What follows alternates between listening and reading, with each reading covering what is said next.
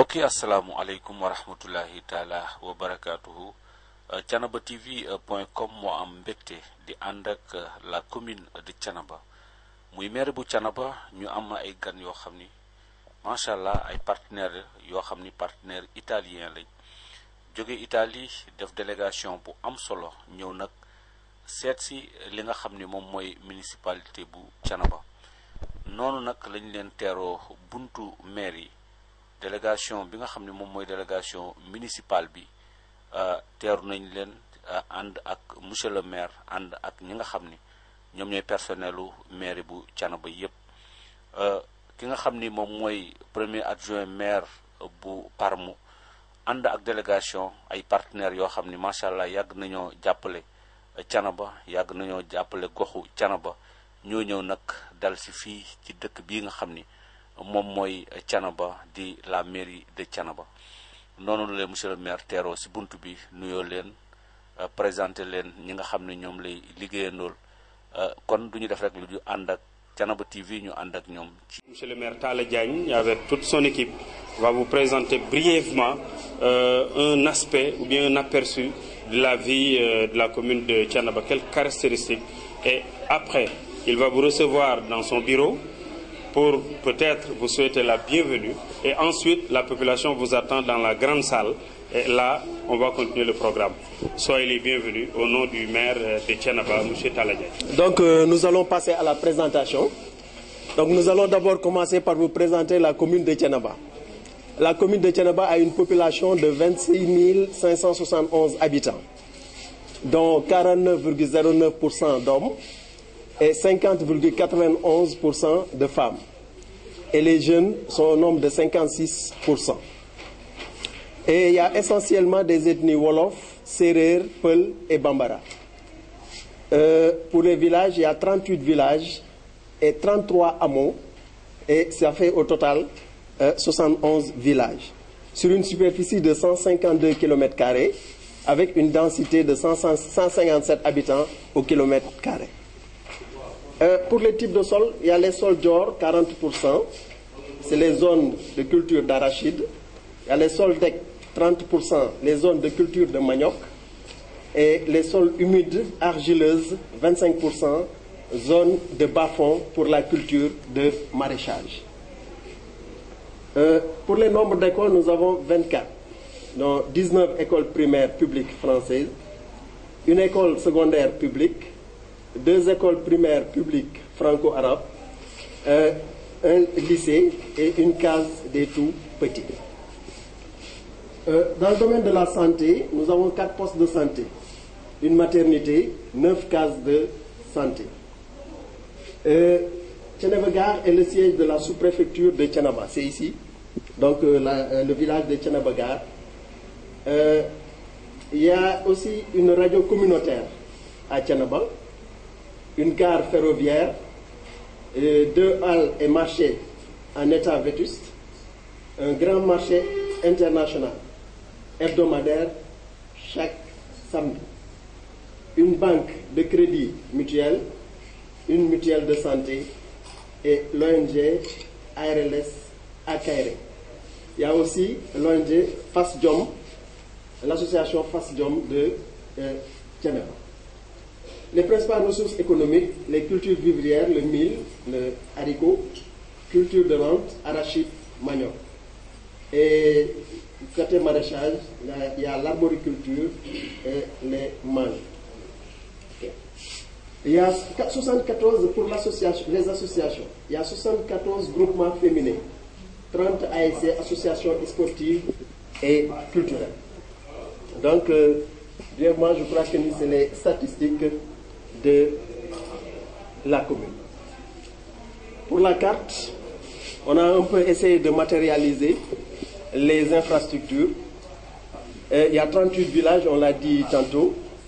Il y a 4 postes de santé, de Diayane, de Bangach, de Keriaba Diop et de Thiénaba Gare. Donc, il y a des cases de santé aussi. Il y a des cases de santé, je crois qu'il y a 9 cases de santé. Donc les cases de santé sont matérialisées. Donc il y a des cases de santé aussi, 9 cases de santé. Pour les écoles aussi, les écoles sont matérialisées, comme on l'a dit tantôt, il y a 24 écoles. Il y a aussi les forages à Thiénaba-Seck, à Kerbanda, à Bangaj, à Daljam et à Keriaba Diop. Donc, il y a aussi une carrière de sable. Une carrière de sable à Kermori, John. À Kermori, ici, une carrière de sable. Donc, il y a aussi la vallée. Je crois que c'est la vallée qu'on a matérialisée ici. Donc, vers Kerioro, Ngomen Bala, Bangaj, Ndiagne et Aïe. Donc, je crois que la carte, brièvement, on vous a présenté la carte qui est limitée au nord par Chérif Lo, au sud par Noto, à l'est par Toubatoul et Ngounial, et à l'ouest par Fandé, par la commune de Fandé. Et je crois que nous avons essayé d'illustrer un peu les activités qui se déroulent ici dans la commune. Là, nous apercevons le maire M. Talediagne qui est en train de remettre du riz au Dara. Au Dara. Donc, je crois que ça aussi, ça fait partie des activités du maire. Là, nous avons un parc de vaccination du village de Diayan avec un troupeau de bovins. Ça, c'est l'élevage qui se déroule dans la localité. Vous avez aussi ici le conseil municipal qui est composé d'hommes et de femmes que vous voyez ici. Donc, il y a aussi les assistants que vous avez bien voulu nous former et l'ambulance que vraiment nous vous remercions encore une fois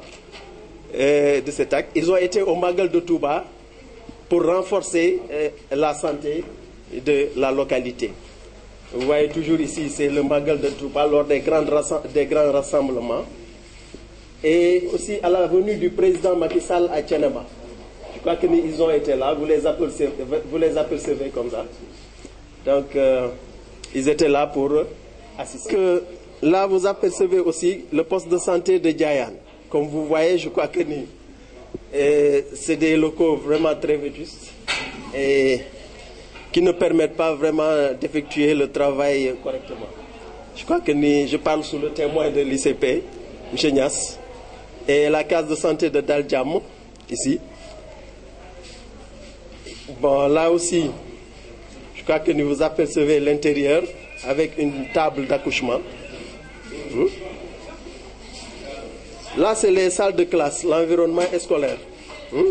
Ça, c'est les salles de classe dans les écoles. Là, c'est la cour, avec les élèves un peu partout. C'est le grand problème de la commune, parce que jusqu'à présent, nous n'arrivons pas à maîtriser les ordures ménagères. Et vous voyez, et chaque gamin, on a d'énormes problèmes pour vraiment enlever les ordures qui nous envahissent. Et lors des pluies aussi, mêlées aux eaux et tout ça, vraiment les ordures nous reviennent dans les maisons et je crois que ça c'est dangereux pour la santé. Là aussi, c'est des activités d'assainissement. Vous voyez les jeunes qui sont en train de nettoyer. Et là aussi, c'est une causerie pour sensibiliser les gens, pour essayer de voir comment faire pour enlever les ordures, mais comment faire aussi pour se débarrasser de ces ordures-là. Donc, nous sommes toujours à l'école ici. Ça, c'est les activités de maraîchage. Nous avons tantôt parlé des activités d'élevage, mais là, c'est des activités de maraîchage avec les puits que vous voyez là. Les gens puisent de l'eau pour arroser les cultures. Ça, c'est les femmes qui sont en train de faire le linge de leurs habits autour d'un puits. Ils puisent de l'eau pour linger les habits. Cela montre aussi les difficultés que rencontrent les femmes toujours pour avoir de l'eau et vaquer à leurs occupations. Là aussi, vous voyez une femme qui pile le mil pour le repas du soir. Je crois que ça, c'est C'est d'énormes problèmes encore toujours pour les femmes. Et je crois qu'elles demandent vraiment à être allégées de ces travaux-là pour avoir une bonne santé, pour aussi s'occuper bien de leur famille. Ça, c'est le marché de condiments du village natal du maire. C'est le village du maire et ça, c'est le marché. Vous voyez, bon, ils sont sous un arbre, il n'y a pas d'infrastructure, il n'y a rien. Ils sont là avec leurs étals un peu par terre. Alors, là, c'est le stade municipal de Thiénaba. Donc, comme vous voyez, c'est un stade, on a juste fait le clôture. Il n'y a pas de tribune, il n'y a pas de grille de protection. Bon, c'est ça. Donc là, c'est la case des tout petits de Thiénaba. Les élèves, les tout petits, sont là et pour une initiation. Donc voilà brièvement présenter les activités de Thiénaba et nous vous remercions aussi pour votre attention. Merci. Séminaire a dit ça fait 4 fois que je viens à un séminaire à Pire. Il y a la commune de Pire, il y a les communes des autres départements. Et moi, je n'ai jamais vu votre maire. Et vraiment, ça a été une bombe, mais ça a réglé le problème. Donc, et je me rappelle, il y a l'adjoint au maire de Morona qui a dit à Séminaire Goudiaye, en tout cas, toi, ton maire a des problèmes. Je sais que demain, si le maire n'est pas présent là-bas, tu vas faire exploser tout Thiénaba. Donc, vraiment, moi, aujourd'hui, je peux dire que je suis fière du maire de Thiénaba. Voilà au maire que vous voulez. Être présent pour venu à Pire plusieurs fois. Est-ce que tu le connais, Serigne? Mais ça va, il faut dire la vérité. En tout cas, merci à toute la population de Thiénaba, mais je dis merci surtout à Fasgem, l'association en tout cas qui a permis c'est les vœux que le maire de Thiénaba voulait dire. Soyez les bienvenus, donc la collaboration va continuer pour être encore plus fructueuse. En tout cas, merci. Maire bi ñu bëgg daal, c'est vrai que Pire laa dëkk, fanaa cosaanoo mais fanaa boo fa voté wu ko fa. Mais li may wax toujours, maire bu dëkkul ak yow amu fa doom amu fa jabar, mënul xam lu leen bëgg. Dëgg la. Fekk na nag 2 jours avant waa Pire créé histoire bu ngàtt ba maire bi dafa obligé ci guddi gi ñëw Dakar gis ngeen ni leen la muy ñëwaat mais boo ko naree tardé dem waa Pire ñoo guddee lànk ne xaaruñu. Donc en tout cas man voté lu ma maire Pire voté lu ma maire Thiénaba mais bu nit defee dara nit ñi boo jiitee ay nit bu ñu la soxlaa ne dara fekk. waa Pire la ñu waxul moo tax mu jógee Dakar ci guddi gi ñëw démb bi ñëw ne nañ ko xaar nit ñi bu ne rek seen doon ñibbi. góoru Pire ñoo ñu xuloo ko pare mu ñëw wax ko tasaare ko ci dëkk ba yëpp tasaare ko département bi waaw yëpp pour de ba waa Nioro Alassane daal dafa yóbbaale. Donc foog naa maire bi nii la war a def man xaw ma lu maire Pire def xaw ma lu maire Thiénaba def mais daal être là quand les gens ont besoin de toi loolu foog naa ni mooy li ñu gën a xam. dëkk nag boo fa amul jabar amoo ko doom mënoo ni kii sama doom la mënoo ni kii sama jabar bi ci commune bi nga dirigé yëpp village yi leen wër yëpp loolu dañ waxante dëgg ci biir Sénégal nañuy di bañ loolu. foog naa yéen waa Thiénaba nag seen maire mu ngi nii ay gan ñëw mu toog xaar waa Pire ba waa Pire meree la jógee Thiénaba la jógee Dakar ci guddi gi ñëw delluwaat démb bu ñuy tey mu ne nañ ko xaar nga amul laan donc foog naa ne daal merci au maire de Thiénaba jërëjëf daal. mu am ak gëm ni muy doxee googu mu amoon ba tax mu jël kàddu gi joxaat ko ki nga xam ni moom moo jiite délégation bi xëy na benn commentaire rek lañ ciy def mooy madame pour ne pas faire de la politique ndax tey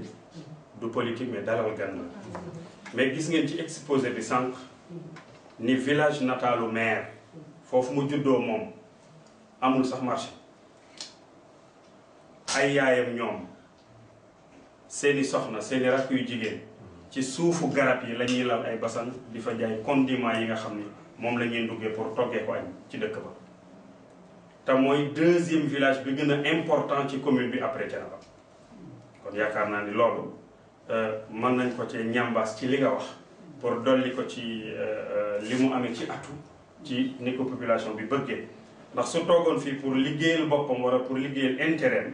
def na fi temps boo xam ni jar na nag mu ni wax dëgg yàlla bala maa def dara def marché sama dëkk ndax ñoom bi may xeex ñu ngi may xeexle nelawul jàppale nañ ma fan toll kon mérité nañ au moins defal leen marché boo xam ni bu fa samay nawle ñëwee ma wan leen ko mais tey yow ak sa délégation bu ngeen fa demoon tey nii boo laajee ana marché bi ñuy jaayee ndugg bi ñuy togg añ kenn du la woon marché ci suufu garab yi la ñu naan kon voilà un maire qui mérite des applaudissements voilà un maire qui mérite vraiment une attention koo xam ne ku ko jàppale mu dem koo xam ni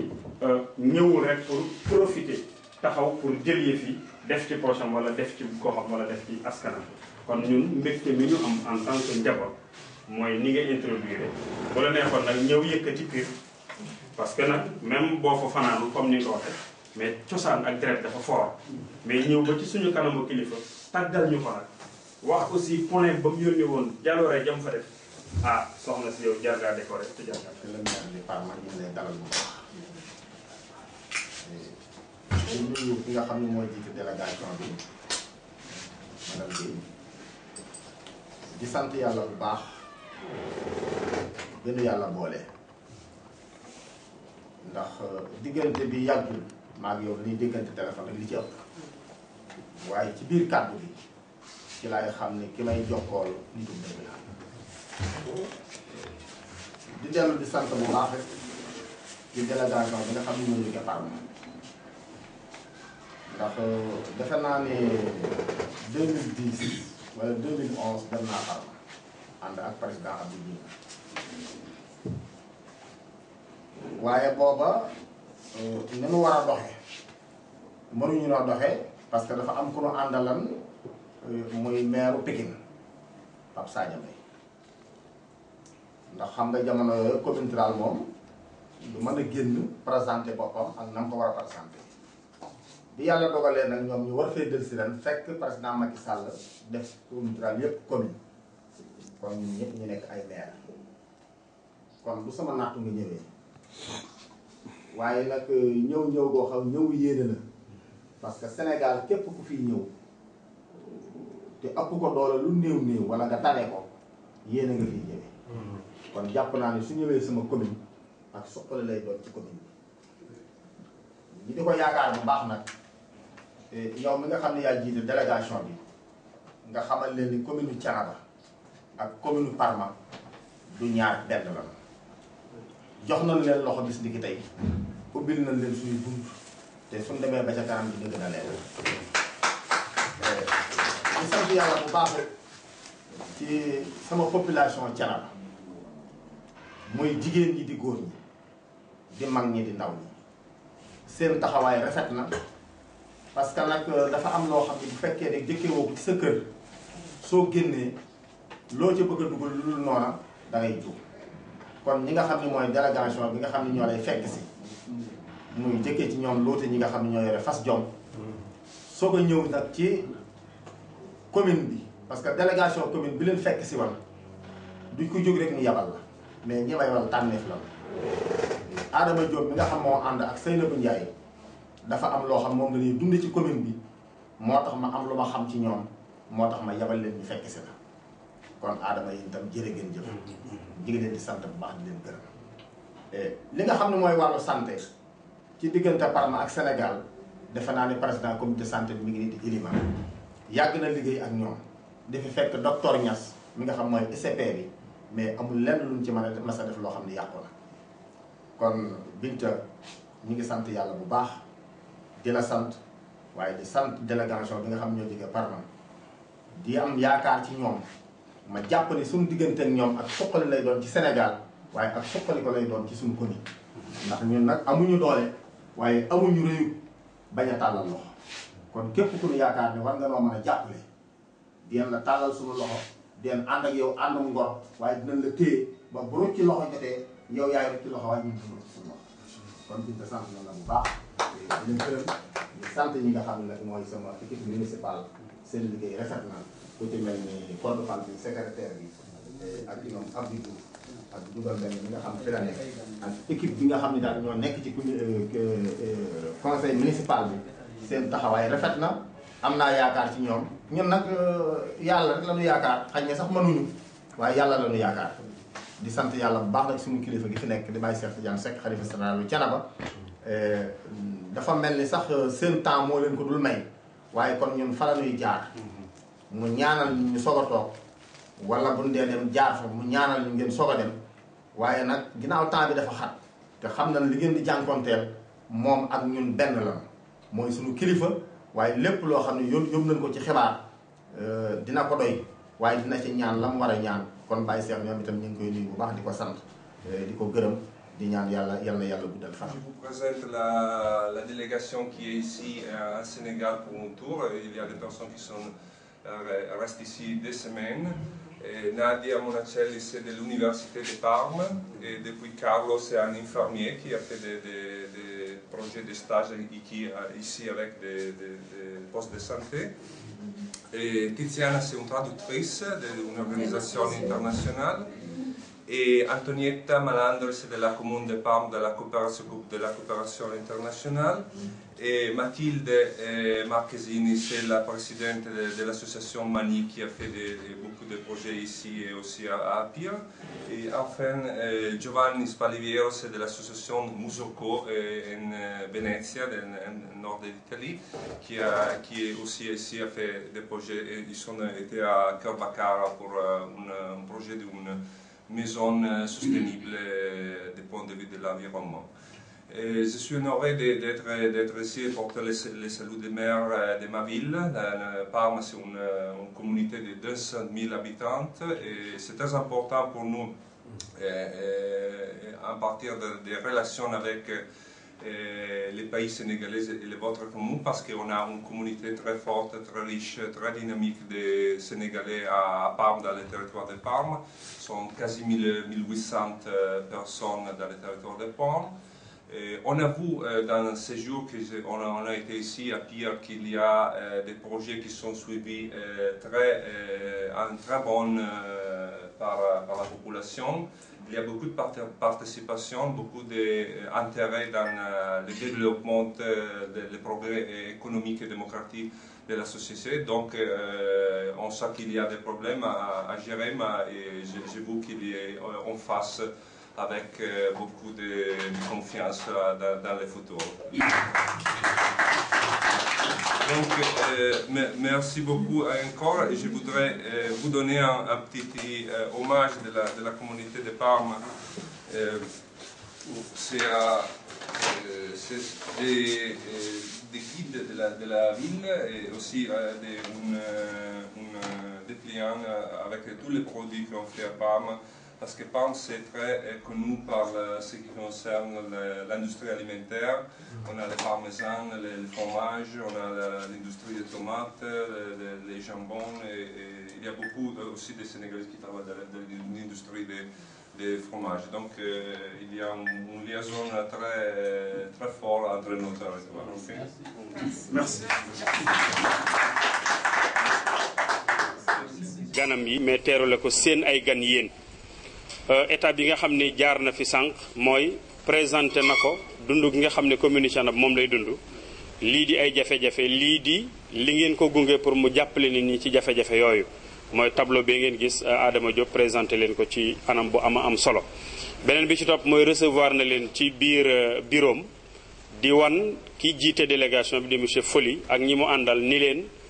fii mooy Thiénaba fu la neex duggal fu la neex dox fa ndax ñun ak yéen benn lañu xëy na distance moo ñu séparé waaye benn dëkk la ñu am léegi bi ñu eggalee ci loolu monsieur Foli mi jiite délégation bi jël na kaddu ginnaaw ba soxna si Dieng waxee wax ju am solo taxawaay boo xam ni commune bu Thiénaba ak maire am ñi ngi koy taxaw surtout di teeru say gan yow nga teerul leen sa bopp loolu moom wax na ko fa muy lu am solo ndax nee na dëkk ba mu cosaanoo loolu dafa xaw a tumuranke loolu yaakaar naa nag ndam la loo xam ne kon monsieur le maire moo ko amaat ak commune u Thiénaba bi mu jiite biñ ci eggalee monsieur Foli yëkkati na teranga yu am solo yoo xam ne dañ ko def ci ay nitaal maanaam ay photo yoo xam ni seen usines ya ñu yor di ca liggéey di transformer ay produits comme ni ko Fas Jom ak ñeneen di defee loolee tënk nañ ko ci aw kayit yëkkati na ko jox ko monsieur le maire xam naa ñu mën caa dégg ni rek lépp lu ngeen bëgg a liggéey ci fànn gi su ngeen ñëwee dinañ leen ci gunge ca dinañ leen ci jàppale kon loolu def nañ ko fa leneen li ci des nag monsieur le maire am na ay teranga ba ko yëkkati joxe mais nee na du ko joxe mukk ca joxewu ko ci kanamu population bi te mooy yéen conseil yi ko jàppale yéen ñi nga xam ne su gestoo yéen lay gis kon teranga ju mu yëkkati di ko jox ay ganam da koy def ci seen kanam loolu moo tax mu ñaan leen ñu ñëw fii ci salle bi pour defe fi loolu nga xam ni moom la ñu bëgg a def li mu ci bëgg a njëkkee nag mooy kenn ku ne xam na ni kilifa gi ànd na ak ay délégation boobu nag ma ñaan Abdou Diouf nga baal ma jege ma pour ñu yëkkati par benn jox ko monsieur le maire xam naa ne incha allah du yàgg li nga xam ni moom moo di symbole bi tàllal ko monsieur le maire gis ngeen bokkandoo gisandoo ko yéen ñëpp t-shirt bii ñu ngi ci bind citoyen de la commune de Thiénaba kon képp kuñ ko jox rek Thiénaba nga dëkk léegi voilà gis nga tubaab bi ñoom macha allah kon mi ngi noonu joxal monsieur le maire mu jox benn symboliquement rek kilifa gi voilà très bien voilà monsieur Foli vous êtes élu citoyen de la commune de Thiénaba voilà merci allez très bien Abdou Diouf mu gaaw maire teg benn bu nekk ci loxo kenn ndax ñoom ñëpp waajal na leen ay teranga kenn ku nekk aywa madame vous aussi citoyenne de la commune de Thiénaba voilà très bien merci monsieur Foli merci asseyez-vous monsieur Foli très bien aywa allez voilà citoyen de la commune de Thiénaba allez docteur allez waaw kooku tam mooy fajkat bi ànd ak ñoom voilà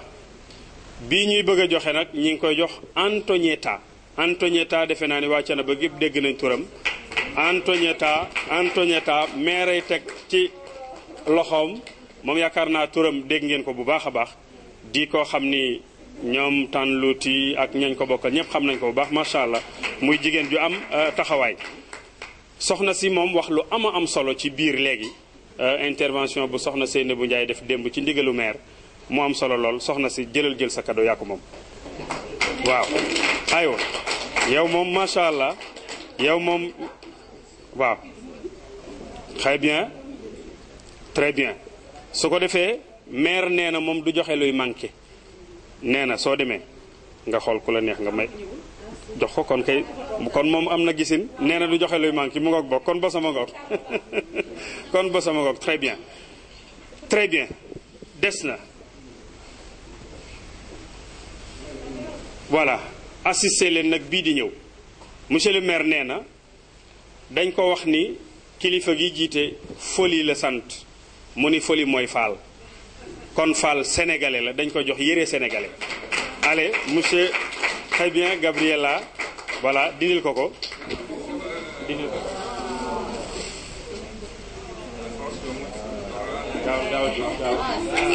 Diouf mu gaaw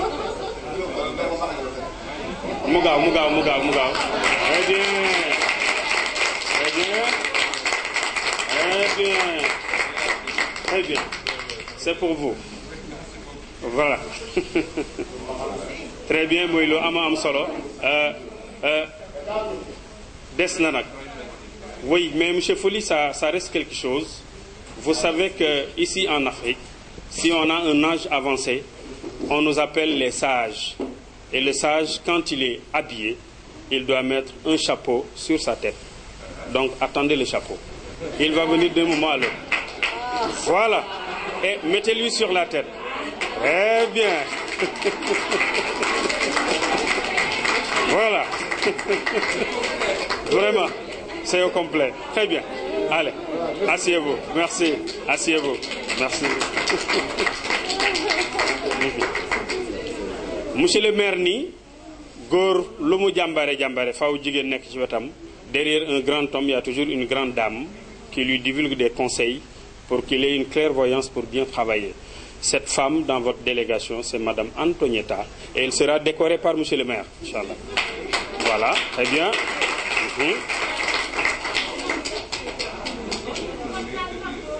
Très bien. Oh, Sénégalais.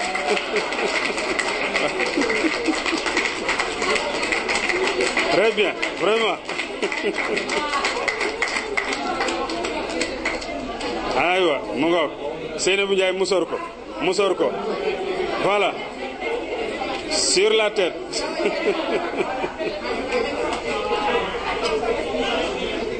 très bien oh la ñu jéggal ñu tuuti benn acte moo des mooy monsieur le maire dafa war a remettre benn diplôme monsieur Foli joint au maire de la commune de Parma pour lui permettre d'accéder à la commune de Thiénaba et à tout moment. Voilà. Voilà. Voici la clé de la commune. Vous pouvez ouvrir les portes à tout moment. Vous êtes chez vous. Voilà. kon su ko defee dañuy jël kàddu gi jox ko soxna Louty Sow mu wax ci turu ñëpp rek su ko defee su paree monsieur le maire Talla Diagne tëj jataay bi ñu ànd ak ñoom def beneen liggéey bi ci des. li may wax nag damaa bëgg yow Mbite Gueye nga wax ko sa ñii nga xamante ne dañuy wax Italie ndax bugg dégguñu fi mu ne li may wax te suma sañoon ñu dégg ko di la sant bu baax di la gërëm li nga xamante ne moom la ñu waa Palme defal muy mani kii yor na kayit gi tey Nogay Sow dafa feebar dafa am rendez-vous hôpital mais li ma bindal jox naa ko Elimane mais dina ko liir man cant gi rek laay wax ndax tam nit bu lay defal di def ci sa commune dangay wax la mu def yépp munu ma nag liir ko mais Elimane bu paree dina ko liir ma leen xamal ne yéen jigéen ñi toog fii yépp Mathilde mii dem naa ba Italie Binta Gueye mii moo yor projet bi ñu koy sant di ko gërëm ci turu maire nag maire mii dañ koy gërëm di ko beral nuyoo ndax mënoon naa fekk ñëw ñu toog Thiénaba di liggéey mu ñëw salfe suñu liggéey yépp yàq ko ba tey duñ ko ñemee wuyu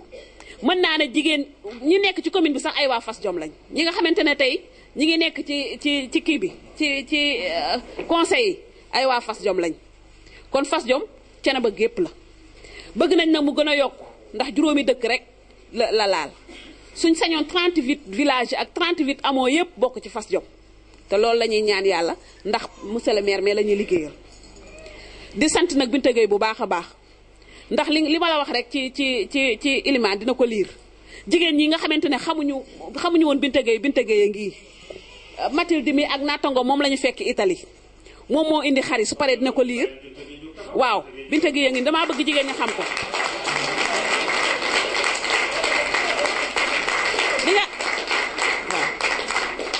li nga xamante ne bii da koy def ci jigéeni Pire da koy def ci jigéeni Thiénaba di ko def ci jigéeni Jolkaad mel na ne Sénégal gépp lay liggéeyal kon moom jërëjëf bu ñu amoon fukk yu mel ni moom wala ñaar fukk yu mel ni moom Sénégal da jëm ca kanam déjà ñi ngi jéem a roy ci moom yi nga xamante ne naam fekk nañu ñuy jéego di dox waaye dañuy gën a yokk doole dañuy gën a yokk jom ndax moom li muy def xale yi nga xamante ne bii suñuy doom lañ jàng ci école bi te mos ñoo dem fenn am prix dem nañ ñu jox leen prix grâce à Binta Gueye mi ak waa prix Laara ñoom ñëpp woowoon nañ leen ak seeni waajur ndax ba ñuy dem foofa di ko bëgg di ko ñaan ba nga nangul ñu ko xamuñu woon ne suñu doom dina ci bokk ñun nekk qu'importe bu seen doom amul doom yi fi nekk suñu doom lañ ndax tey bu fi ministre nekkee président ne fi dëkk Thiénaba ñun ñëpp suñu fierté la kon xale yi nga xamante ne ñoo gañe ña nga nee toog woo nañ leen woon seeni parents ca kaw ca kanam bu leen deltu ginnaaw benn yoon te kenn ku nekk na ko dem wax sa waajur waaw kenn ku nekk defal nañ la inscription jëndal la yëpp te dañoo bëgg ca kaw ca kanam ba université ba ñu yóbbu leen Italie ba xool xale yi la ñuy def Italie ndax dem naa Italie gis jigéen ñi Italie xale yi Italie yi la ñuy def gis jigéen ñi Italie yi li ñuy def dugal nañ ci jënd nañ ay xar jënd nañ ay ginaar li ci des daal Elimane na ko eggal sant nañ leen gërëm nañ leen jigéen ñi xale yi daara yi ñu ngi nii waa daara yaa ngi nii am na seen jàngalekat baa nga ne ñi ngi jàng ci alphabétisation di mën seen baatu wolofal dañoo ñaan yàlla kenn ku nekk yore daara jàngal ñi ci des benn daara lañ fi joxe ñaari daara la Fass Jom am benn daara lañ fi joxe waa Thiénaba Gare jël ko te bëgg nañ yeneeni daara ci village yi te daara itam bëgg nañ accompagnement boo xamante ne day sawaral nit ki muy jàng ndax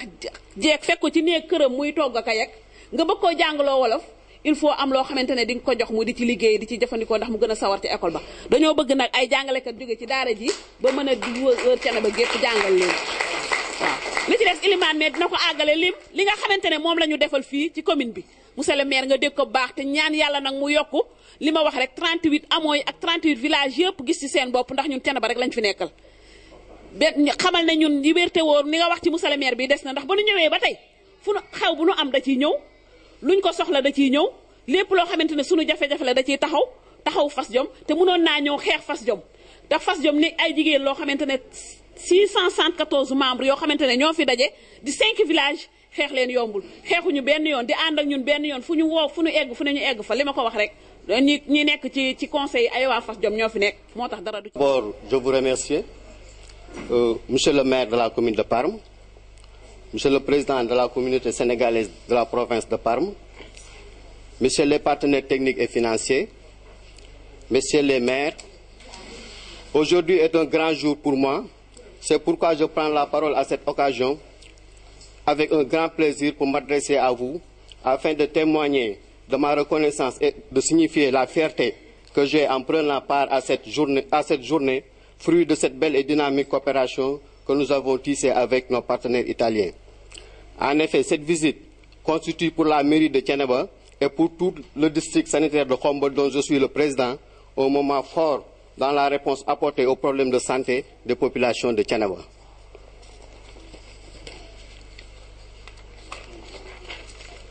C'est pourquoi j'en profite pour remercier tous ceux qui, de près ou de loin, ont contribué à la réussite de ce partenariat.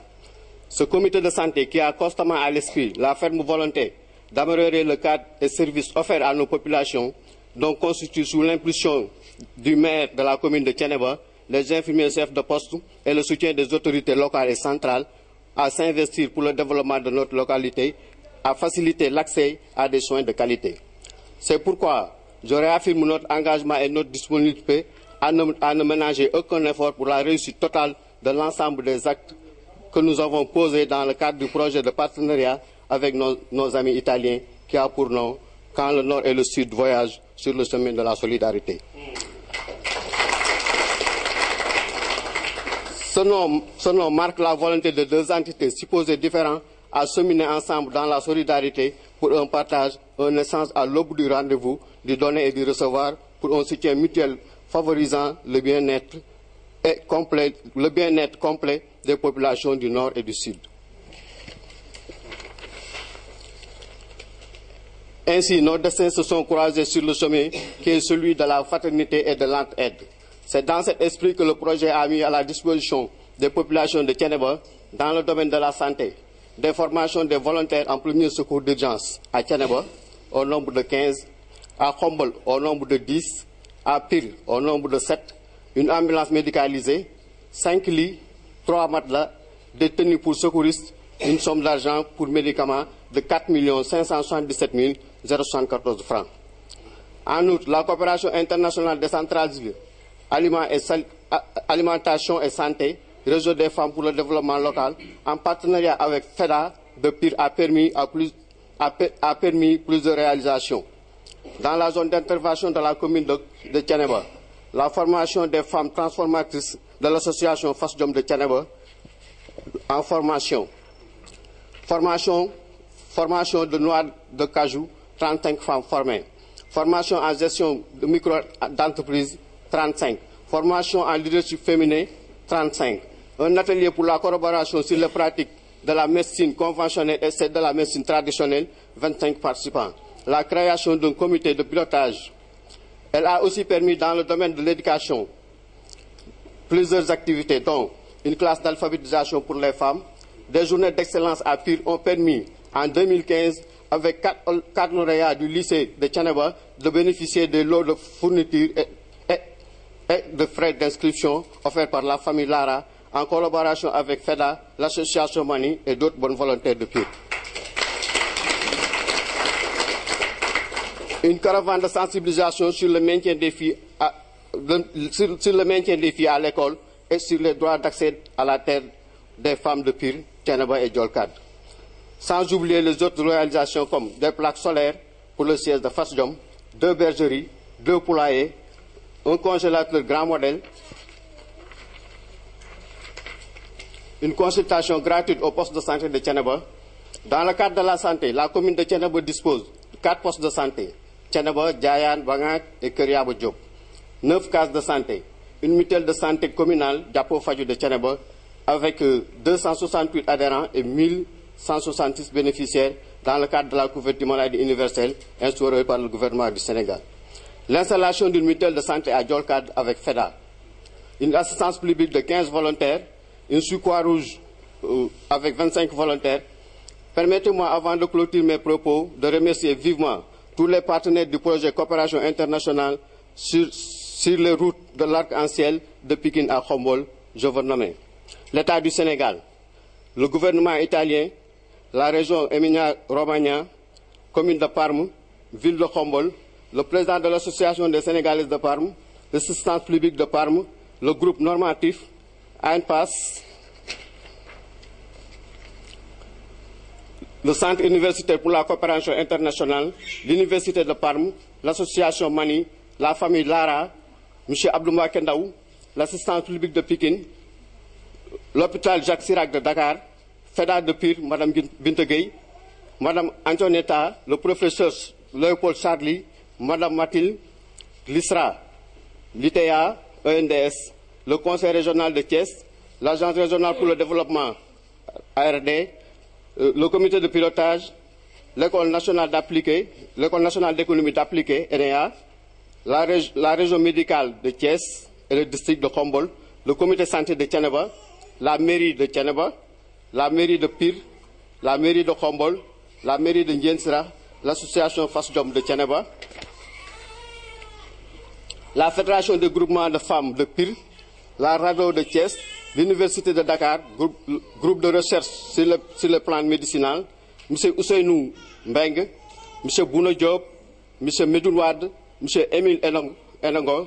M. Massamba Mbeng, ressortissant de Thiénaba, résident en Italie, l'association Takou Liguey de Djolkad, qui nous a réitéré, à qui nous réitérons notre sincère condoléance, ainsi que tous les partenaires italiens sur la perte de M. Mandiaye Ndiaye, le Sénégalo-Italien qui a beaucoup œuvré pour la réussite de ce projet, et à tous ceux qui, de près ou de loin, ont contribué à la réussite de ce partenariat. Nous sommes monsieur le maire, monsieur le maire de la commune de Parme, qui a délégation Bimandal, Madame Bintegueye, mon coordinateur sous FEDA, FEDA, nous savons que Pire. Mom jokkalo yi nga xamné lepp mom lañuy liggéey ci partenariat bi ci mom lay jaar kon donc ñu ngi koy nuyu bu baax di ko gërëm li ma doon wax tuuti rek bariwul projet bi nim fi ñëwé yalla def na man ma néwon président comité santé de Thiénaba ginaaw bu ma amé ben xarit bu né en Italie muy monsieur Massamba Mbeng ñu koy wax Mass ci lañ bindoon projet bi man ak l'infirmier chef de poste ñu adressé won ko au niveau de Parme ci la lepp en tout ci la moo jur sax li nga xam ne mooy projet FASJOM bi ci loolu nag ñuy ci gërëm ñi nga xam ne ñëpp jàpp nañ ci liggéey bi surtout Antonetta ak Mathilde vraiment yàgg nañ dëggante gisee nañ fi gisewaat fi le professeur Charlie ñëw nañ fi voyage yu bëree bëri yàlla def na au niveau de Thiénaba liñ ci bénéficié bari na am nañ fi benn assistance publique boo xam ne ñooñu ñëwoon fii formé ñu avec l'assistance publique de Parme ñu formé ñu fii ay 15 volontaires ku ne gis na liggéey bu mag bi nga xam ne ñu ngi ko ciy def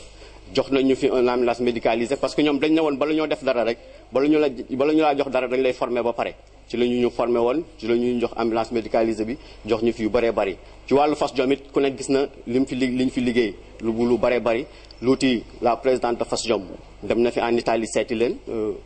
bëri na yoo xam ne ànd na ko ak Binte gis nañ ko fa ay réalisation yoo xam ne partenariat bi indi na ko fii au niveau de Thiénaba muy formation yi nga xam ne doon nañ leen ko defal fii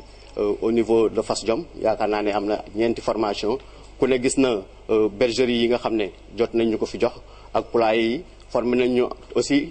ci wàllu élevage formé nañ ñu aussi ci wàllu volaille yooyu yëpp di ay formation yoo xam ne def nañ ko fi ci wàllu journée de l'excellence bu Pire bi tamit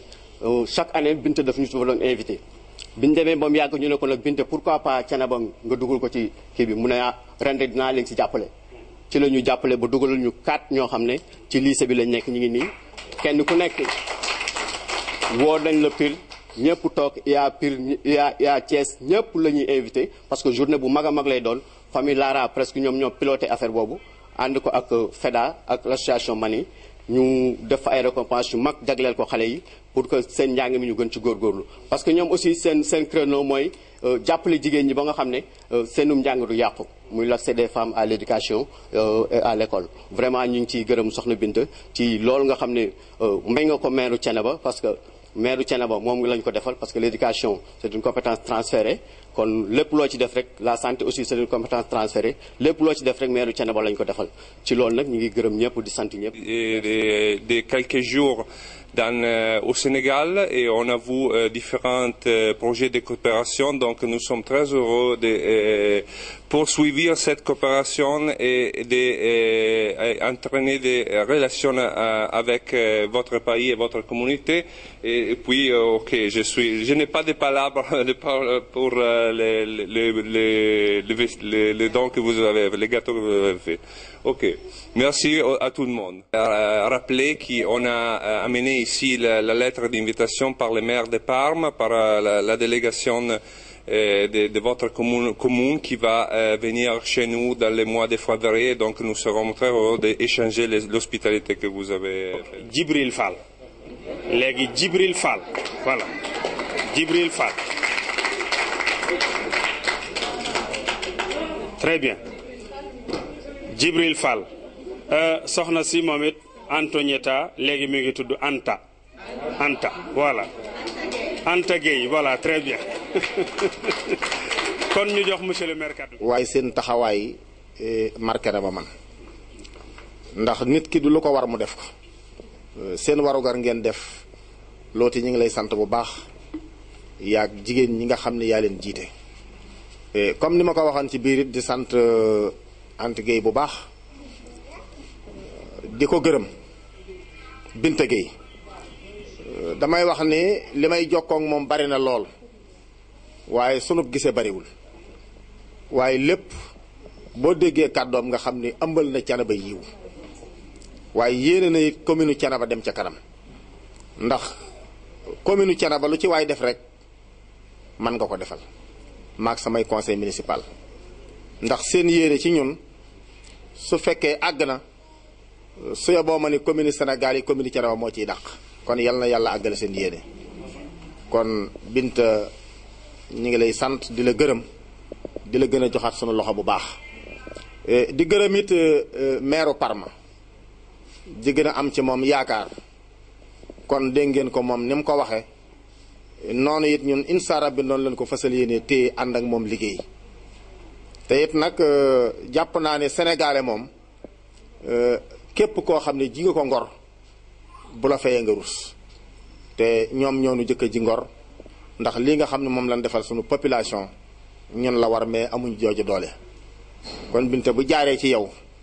lu baree bari di jaar ci sa loxo di ñëw ci sama commune kon jàpp naa ni ma téye sama population insara bi noonu la lay téye sama commune lépp loo fi xalaat ak loo fi bëgg dinaa ànd ak sama population ànd ceeg yow ba loola yàlla sottal ko di sant Antidata moom itam bu baax di ko gërëm parce que daanaka digganteem ak maas comme li ko Ilimaan waxee moo jur lii lépp ndax day am côté boo xam boo amul ku la fa jàppale pour nga àgg fa du yomb pour ñun ñu jógal suñu bopp dem direct ci maire Parma def ak moom contact te amuñu fu nu jaar loolu du yomb kon nag bi nu yàlla dogalee mu jaar ci ñoom yomb dunu man lu dul sant leen gërëm leen comme ni mu ko waxee it ñoom seen yéene ak seen bëgg-bëgg moo doon lii ndax ñun bi nu paree pour fekk leen Italie yàgg na waaye ñoom ñoo ko bëggee woon nii ñëw ci ñun ba pare parce que nit ki nag boo ko bëggee dimbali dem ba xool ko xam ay soxlaam dina ci baax kon nag loolu il faut ñu gërëm leen ci di leen sant population Thiénaba yéen itam ngeen ñaanal ñu yàlla dimbali ñu dem ak jàmm dikk ak jàmm te lépp loo xam ne teraanga la boo xam mën nañ koo indi ci commune Thiénaba muy sàkk yàlla dimbali ñu mën koo indaale bëgg a dem rek taxul ñu dem am paasit taxul ñu dem ndax suñuy moyen ku ne xam nañ commune Thiénaba bëriwul moyen kon suñu dee ànd ak délégation yi dem sacrifier suñu bopp ak bëgg seen ndam loolu rek moo ko waral waaye du leneen kon dañ leen di sant bu baax di leen gërëm may dellu di santaati sama équipe municipale waxuma la nag ñi ma yabalan Pire ñu ànd ak ñoom looti ñoom Adama Diop ak Seynabou Ndiaye demuma woon Pire waaye dara ump ma fa taxawaay bu mat sëkk lanu fa def waaye yéenu ju mat sëkkit lanu demaale wan waaye jox respect nag ñanu fekk si ndax nit ki bala ngaa jox sa bopp respect da ngay jox sa nawle respect ba pare soo koo delloo sa bopp kon yéen itam maa ngi leen di sant di leen gërëm di ñaan yàlla dool leen a jàppale waaye fi ngeen yéene commune bi yàlla àggale fa Adama maa ngi lay sant fa sant commencé ba fa mu yem ndax nit ki nag mën na la déggal nga yabal ko mu dem waaye su ko neexee gogu mais Adama du gogu dara Adama yéeneem lay doxe ci commune bi Adama yéeneem la ànd ak man lépp lu ma ko ne guddi muy bëccëg su ma ko ne Adama béréb sàngam bëgg naa faa dem mais mënumaa dem day sacrifier boppam bàyyi lu mu doon def dem kon Adama maa ngi lay sant bu baax di la gërëm di ñaan yàlla ànd bi yàlla na ko yàlla àggale xam nga politique dafa doy waar waaye politique dafa metti waaye ki sonn mooy ki fab politique ŋànk ko ci xolam. liggéey bokkul ak politique ñun danoo toll ci liggéey boo xam ne dañu ñaan yàlla ànd ak yéen ba sunu mandat bis buy jeex yéen ñu naa toogaat leen bay fekk def nañ lu ko jar. nit ki nag su fekkee da la wóolu jiital la te am lu mu yaakaar mais yaakaar booba da ciy fab bëtam teg ci waaye téye ko fukki loxoom nag bu leen ko kenn yàqal bu leen ko kenn xajamal lépp lu nu andi na leen wóor ni yéen a ko moom. nit nag su fekkee dafa am fu muy xool ca kanam te bëgg na diggante bi lu fi nekk xajam du seere lu baax du wax lu baax waaye ñi nga xam ne bëgg nañ Sénégal jëm ci kanam waaye bëgg nañ commune Thiénaba jëm ci kanam ñëpp benn lan ñoo bokk ndey ñoo bokk baay. kon du ma mën lu dul sant leen gërëm leen di santaat nag comme li ma ko waxoon ci biir sunu xilifa Baye Cheikh Tidiane Seck yal na yàlla guddal fanam yal na yàlla dolli ko jàppale waaye yal na yàlla àggale yéeneem ndax am yéeneem ci commune bi waaye yéeneem ci Sénégal sunu dalee du am benn problème. kon dañuy ñaan yàlla guddal fanam yàlla yokk suturaam di sant it presse bi bu baax Ndiouga Mbengue yaa ak équipe bi nga àndal ak ñoom Abdou Diouf ak ñi nekk ci maire bi ak ñi nuy seen sax te ak siwunu seen yéene yal na ko yàlla àggale. sant naa leen gërëm naa leen kon damay ñaan yàlla mi nga xam ne moo am pay yal na leen fay yéen ñëpp te àggale suñu yéene maa ngi sant ñëpp maa ngi gërëm ñëpp di wax asalaamaaleykum wa rahmatullahi taala. Est collé à sa population, mais sa population aussi est collée à lui. Vraiment, c'est un pacte qu'ils ont signé. Pourquoi? Pour mener à bien le bien-être de la population de la commune de Thiénaba. Il a aussi dit aux femmes que soyez encore plus vigilantes, redoublez d'efforts et comprenez et essayez aussi de savoir où vous partez. Quel est votre objectif? C'est le développement. Et les partenaires qui vous accompagnent pour ce développement, reconnaissez-les très bien. Et parmi ces partenaires, vraiment, il y a les habitants de la ville de Parma, qui, comme l'a énuméré le président du comité de santé, toutes les réalisations que vous avez menées ici dans la commune de Thiénaba, vraiment, si monsieur le maire devait les noter, il va vous donner une note excellente. Vous avez tout fait pour la commune de Thiénaba. Et lui, comme il l'a dit, il ne fait plus de la politique politicienne, mais il fait de la politique de développement. Fini les campagnes, fini les paroles de politique. Actuellement, nous sommes devant les défis. C'est les défis de relever le plateau de vie de la population de Thiénaba. Donc, les partenaires qui sont venus pour nous accompagner dans cette lancée, ils sont les bienvenus. La commune leur appartient. Ils peuvent y rentrer, comme il l'a dit, à tout moment, parce qu'ils ont déjà présent la clé de la commune de Thiénaba. Donc, M. Folly, vous, avec votre délégation, recevez vraiment le contentement du maire de la commune de Thiénaba. Et pour le reste,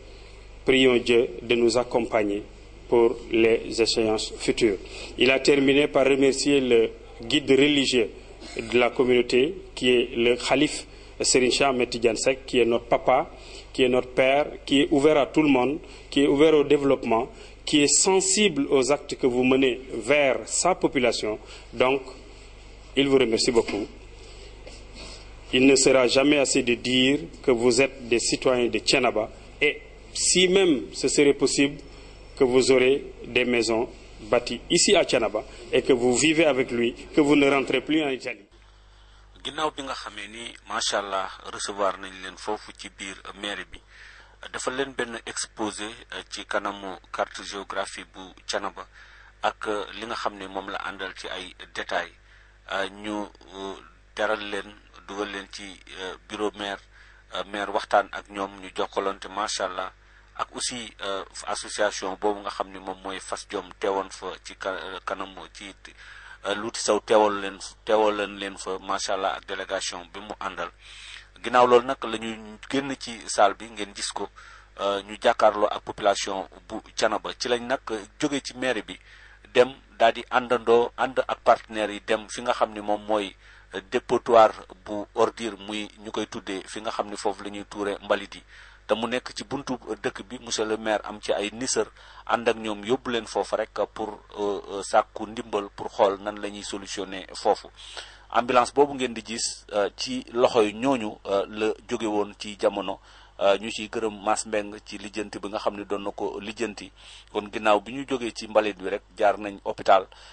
ci Niass mi nga xam ne macha allah moom tamit yàgg naa recevoir ak comité de santé bi Ilimane Dieng yàgg na ñoo jëflante ak partenaires yooyu nga xam ni ñoom ñoo jógee Parme muy Italie. bi ñu jógee foofu dem nañ Fass Diom ñu ànd ak waa Fass Diom nag. dund ak yéen jotaay bi. yàlla na fi yàgg te wér ñoo ngi gërëm tamit soxna Luuti Saw ndax moom itam ku jàpp ci classe bi la ñuy gërëmaat monsieur le maire Talla Diagne ndax am na yu baree bari yoo xam ne ni fii ci commune bi bëggoon nañ ko te mënuñu ko woon a am dëgg yàlla te monsieur le maire mi ngi dox jéego yoo xam ne ni nañ ko ñaanal mu gën fee yàgg bu ko defee li ñu bëgg lépp dinañ ko am. léegi nag ñun dañoo nekk ci classe alphabétisation bi ñu jox ñu ko ñu nekk fi ñoo ngi fi depuis janvier lañ commencé woon décembre mois de décembre lañ commencé jàng nañu décembre ak janvier bi kii ndongo yi doon nañ fanweeri ndongo suñu kii jiite daara ji Ndey Seen lañ koy wax mooy soxna Ndey Seen farlu ci lool moom itam ci daara ji sonn ci Ndey Seen jógal soxna Ndey Seen moo jiite daara ji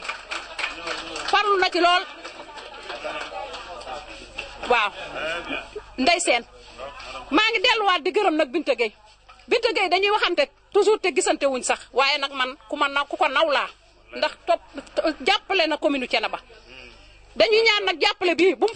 fi yam Binta bu mu fi yam jigéen ñi liggéey lañu bëgg góor ñi bëgg nañoo liggéey jigéen ñi bëgg nañoo liggéey Binta sa man bu mu yam fii ca kaw ca kanam nga jàppale ñu classe bi nag moom sama fanweeri ndongo yi ñu ngi nii gis nga ko tàmbali da ngeen ñoo fekkoon ci cours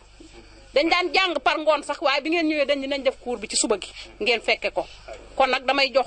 sama benn ndongo mu jàngal leen li nu bind ci àlliwoo ji may dellu di gërëmaat Luuti ak monsieur le maire bu baax a baax monsieur le maire yàlla na nga fi yàgg salaamaaleykum wa rahmatullah inna alhamdulillah nahmaduhu nasta'inuhu wa nastaghfiruhu wa na'udhu billahi min shururi anfusina wa min sayyiati a'malina man yahdihillahu fala mudilla lahu wa man yudlil fala hadiya lahu wa ashhadu an la ilaha illallah wa ashhadu anna muhammadan abduhu wa rasuluhu kon ñu ngi commencé daara ji di lire li nga xamante ne bii ne moom la ñuy liifantu fii muy alphabétisation bi ñuy ñaanal nag suñu présidente daara ji Ndey Seen di ñaanal suñu yombalkat bi tamit di ñaanal itam jiital ci ñaanal bi suñu maire bi nekk ci commune bi ñàkk ki ñaan ba bëgg a dee tan Luuti Saw itam duma ko fàtte ndax ku ñu jàppale la daara ji nag ñu ngi fiy liifantu di bindantu ngir xam suñu dara loo xamante ne bii ne dañ ko mën a jëriñoo ci wàllu olof muy suñu cosaan li may bëgg a liir nii ay baat la yoo xamante ne bii ne suñu yombalkat moo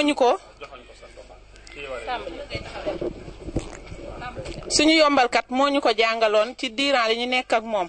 ñu indi fii baatu dañuy gërëm soxna Luuti Saw ak waa mbootaa yam maire Talla Diagne maire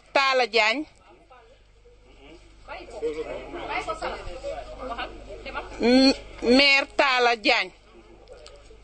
Fallou Fall dañu koy fal suñu gan ñi dañu leena faale di leen teeru bismillah ñun waa Fass Diom dañoo bëgg gan. Je demande si è possibile d'avoir la registration de ces cours, ces lectures en Wolof avec la traduction en français pour la porter à Parme, à l'association Mani qui a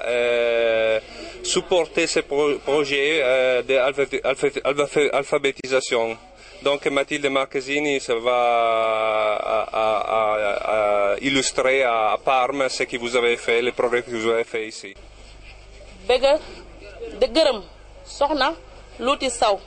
soxna Louty Sow ak waa mbootaayam maire Talla Diagne Fallou Fall dañoo ko fal sunu gan ñi dañu leena faale di leen teeru bismillah ñun waa Fass Jom dañoo bëgg gan. dañuy gërëm soxna Louty Sow ak waa mbootaayam maire Talla Diagne Fallou Fall dañu ko fal sunu gan ñi dañu leena faale di leen teeru bismillah dañoo bëgg gan. ñun waa Fass Jom dañoo bëgg gan. dama bëggoon ngeen xam ni projet jàngale bi kii bi classe bii 4 classes la ñu amoon donc Thiénaba moo am benn bi yeneen ñetti ci yeneen dëkk la nekk. projet bi ci classe bi ci benn projet la ba nga xamante ni ci biir projet bi sax balaa ñu koy tëj incha allah dinañ jënd benn ordinateur jox ko waa Fass Jom nga xam ne dina mën a gën a faciliter seen liggéey. ci biir projet boobu tam ca ba tey même formation yi amoon Pire puisque projet bi waa Fass Jom yi waa commune dañuy liggéey ak association yi mais tam ak communes yi donc ci biir loolu ci la formation yi amoon Pire ni ak activités yu bëri même congélateur bii ngeen di gis ak ñoom li ñuy utiliser pour jaay ko glacière bi ci biir projet boobu la bokk ñoo ko jënd jox ko Fass Jom ak yeneen. am na aussi yeneen bagage yi nga xamante ne Fass Jom dinañ ko jot parce que yooyu Italie lañ ko war a jënde waa jol kàddu ñoom ay machine lañ waxoon pour transformer gerte ak yi koy defar yëpp mais machine yi nga xamante ne moom ngeen di utiliser te ñoom ñu waxoon moom lañ bëgg bu sooba yàlla ñoom bis bu ñu fii ñëwaat wala bu ñu gisee ku ñëw dina ko indi. donc même solaire bii ngeen di gis ak yeneen activité donc mani yàgg na ak Fass Jom ak yeneen association donc même bergerie ak poulailler yi loolu tam ci la bokk présidente mani nag mooy kii adjoint au maire de Parma mooy kii kon ngeen xam ne daal société civile bu Parma projet yooyu yëpp ngeen gis ñoo ko fi def te dañoo ñaan yàlla mu continuer comme domaine agricole bu Pire ak yeneen yoo xam ne dañ fay dem pour ngeen xam ni classe bi jàngale bi ci réseau société civile boobu nga xam ni ma nga nekk biir Parma ñoo koy def. keneen tam nekk ci beneen association bu dëkk boo xamante ni président mu ngi nii Venise la nekk moom it ñëw yokku ci ba nga xamante ni ba côté Sokone sax ñu ngi fa donc ngeen xam ne daal lii yëpp ci cadre société civile bu Parma ñoom ñoo ko financé avec le maire de Parme mu adjoint au maire de Parme mu ngi nii. ngeen xam ne daal l' association ba ni ñun moo ñu dugal Thiénaba waaw même ambulance bi ngeen doon fondo sànq xam nga dañu jàpp ni commune de Parme moo ko joxe mais xaalis bi ko dugal Sénégal waa Mani ak réseau ba mu àndal ñoo ko fi dugal xaalis bi ko fay dugal ko ci conteneur ba ngeen jot ci ñoom ñoo ko fay donc foog naa ne daal ngeen xamaale ne tamit dañu commune de Parme mais lu ci bëri ci société civile ba lay jógee waaw même pour fay seen voyage ña nga xamante ni ñoo fi taxaw tey ñoom dañ cee dugal seen loxo bu baax loolu laa bëggoon a leeral bergerie yeeg yëpp même élèves yi tamit ñi ñu yóbbu Pire di leen defal boo jox leen prix jël leen en charge loolu yëpp ci ñoom la donc loolu laa bëggoon mu leer ci bopp nit ñi. kenn ku ne maa ngi lay nuyu sa tur ak sa sant di gërëm ñëpp di gërëm monsieur le maire ak soxna Louty Sow ak mbootaayam ñun waa Daara olofal bi nag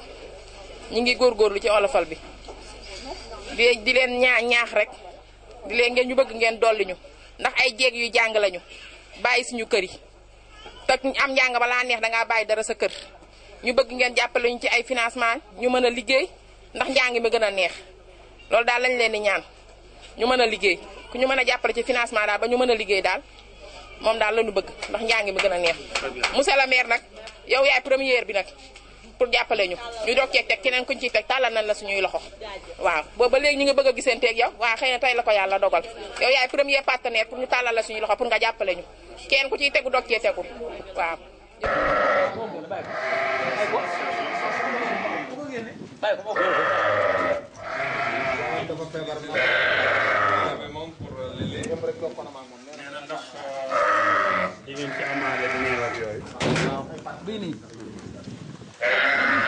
Le 18 passé la ñu le 18 passé di nii tey la am fukki fan ak benn. Le 18 janvier, c'est la femelle accouchée.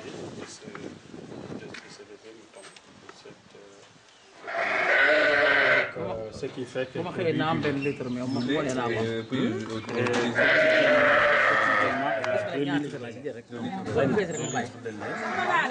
parce qu'elle ne veut pas léser aussi l'agneau qui doit téter à chaque fois. Donc, elle traite 1 litre et le soir aussi 1 litre. Voilà. Et depuis, on utilise aussi nee na ndax tamit ginnaaw meew bi yaakaar ngeen ci ëllëg mu leen di may yàpp bien sûr seulement elles ne veulent pas être gourmands de sitôt de sitôt donc ils vont continuer l'élevage et au fur et à mesure elles vont espérer avoir de la chair de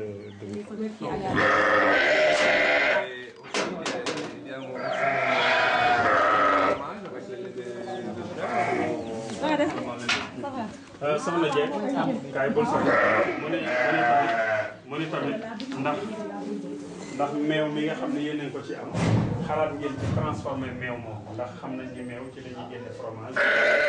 génne beurre ak yeneen est-ce que loolu tam yéen a ko xalaat. waaw xalaat bi quoi lépp lu am formation bëgg nañ ko rek waaw bu ñu demee ba am xam-xam lépp ko ci war rek nañ ko jàpp.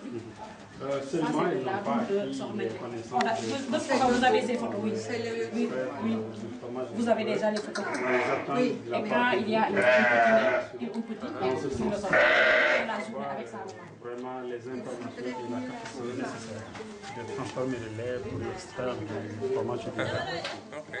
Ça, c'est important pour à Parme aussi de faire une rencontre avec l'université de l'agriculture, aussi de la technologie waaw nee na foofu li nga wax am na solo nee na délégation bi nga xam ne ñoom ñoo war a dem Italie dina bokk ci seen programme itam bu ñu demee tase université bi nga xam ñooy liggéey wàllu googu nga wax kon xam-xam yo mu laaj ak matériel ba incha allah dinañ seet nu ñu ci mën a jàpp. bu ko amee nañ ci kontaan rek ndax ñun lépp loo xamante ni day yokk suñu xam-xam yokku loo xamante ni day yokk suñu développement rek loolu rek la ñu wut te bu ñu ko joxee xar lu séntu day am dara. Vous êtes d'accord. Elles attendent toujours un renforcement de capacité, une augmentation de savoir concernant les transformations. Vous l'avez dit. Présentement, ils peuvent avoir grillé.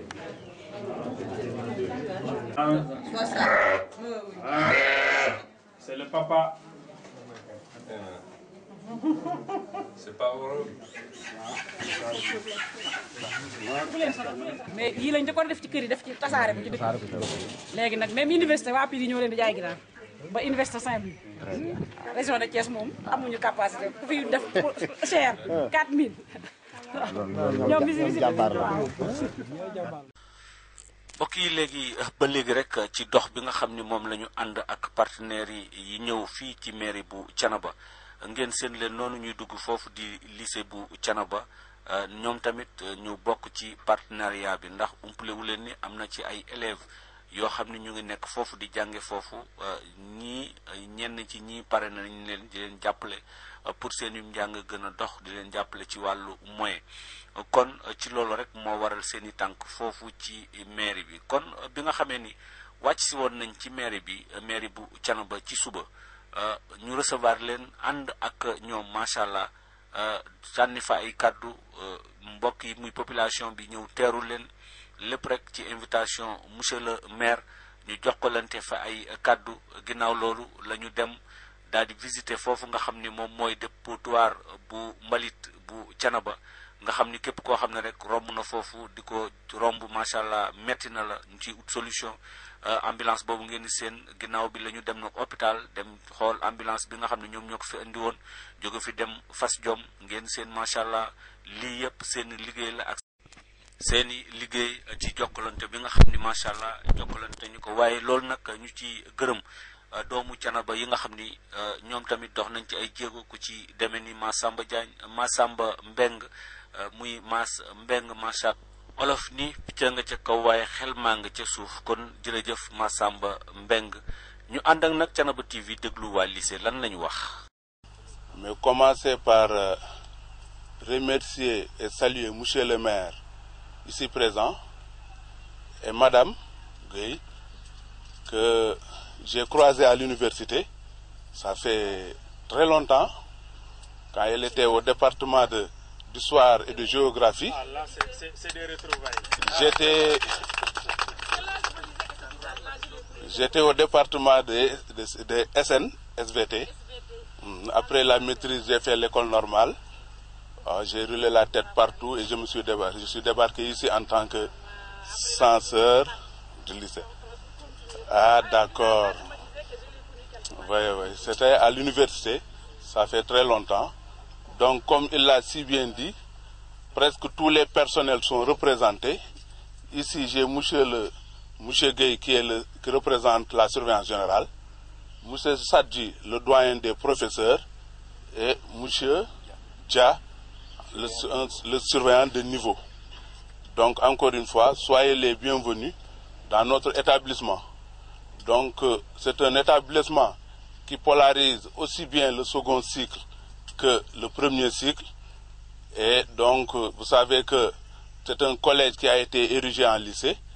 Et donc, vous savez qu'il y a pas mal de problèmes que nous avons connus. Donc, des problèmes de locaux, des problèmes de table-banc. Mais Dieu merci, avec les moyens du bord, et avec l'assistance de certains partenaires, on essaie tout simplement de les surpasser. Donc, encore une fois, je vous demande d'être les bienvenus au lycée et dans la commune et vous dire tout simplement merci parce que des élèves sont venus me voir pour dire tout simplement qu'ils ont été parrainés, primés par, en tout cas, ces autres qui sont là. Encore une fois, merci. Je vous remercie. mbokk kon noonu ngeen ànde woon rek tv.com mu lëkkaloo ak la municipalité de Thiénaba ñoom tamit ñu ànd ak ñi nga xam ne ñoom ñooy partenaire municipalité bu Parme ñu ñëwoon fii visite ñu ànd ak Thiénaba TV ngeen gis visite bi rek la ko door ca commencement ba ci fin bi jërë ngeen jëf. allahumma salli ala muhammadin sayyidil bashar